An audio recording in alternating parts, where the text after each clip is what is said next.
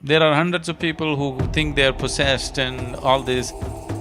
There is a science like that. One can use energies negatively to cause harm to somebody else.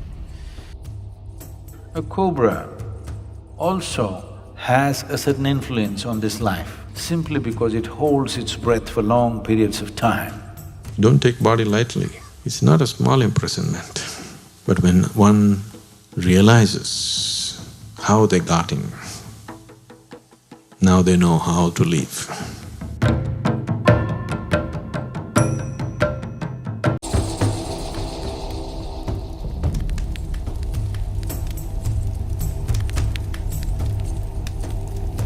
This disembodied life has no discriminatory mind.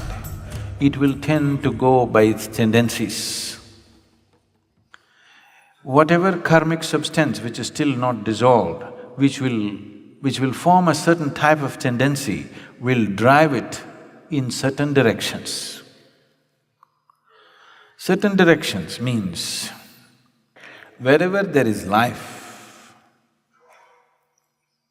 and the life is of such a nature that it breeds minimally. For example, a tamarind tree. If you go and watch the other trees, you will see a lot of birds will be sitting for the night's rest.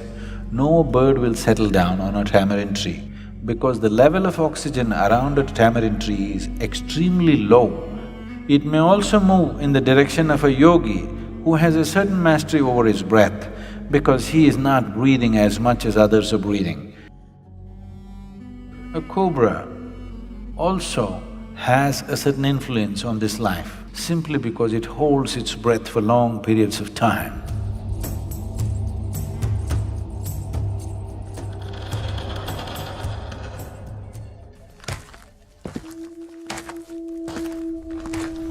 There are hundreds of people who think they are possessed and all this.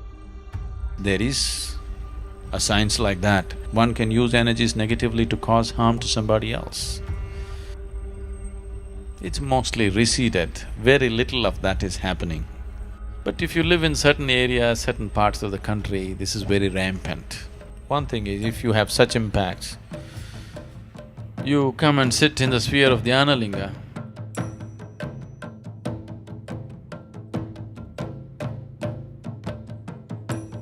because there are occult dimensions to Dhyanalinga which just nullifies all this.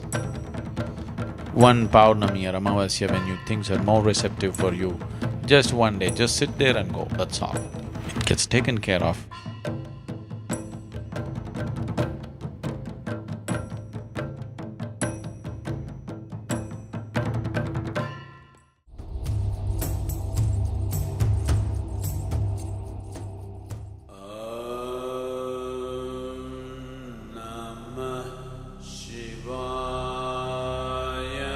Your physical body is something that you have loaned from the planet on which you're living. When the time comes, the planet will claim it back. But the other dimensions of you, especially the karmic shell, continues to play. If it is in a certain level of awareness, the disembodied being is in a certain state of pleasantness.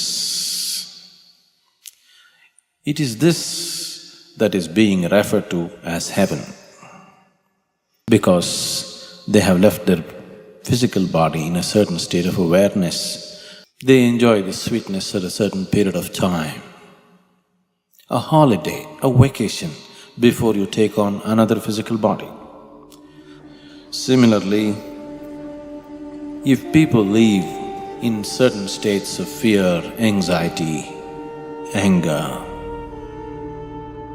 in certain states of ignorance, the karmic shell has acquired a certain kinds of unpleasantness about itself.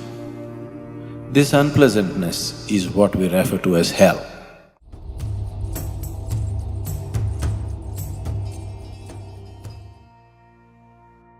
Normally when somebody dies, we say, this person is no more. But that's not the truth. He's no more the way you experience him. But but he still is in any other way. Don't take body lightly. It's not a small imprisonment. Unless you break it open, you can't leave it, isn't it? But when one realizes how they got in, now they know how to leave. If a person consciously sheds the body without damaging the body in any way, like you shed your clothes, you shed your body fully consciously, then we say this is Mahasamadhi.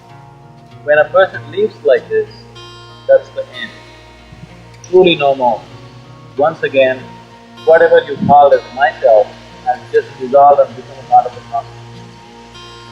Full circle. Nothing. Yoga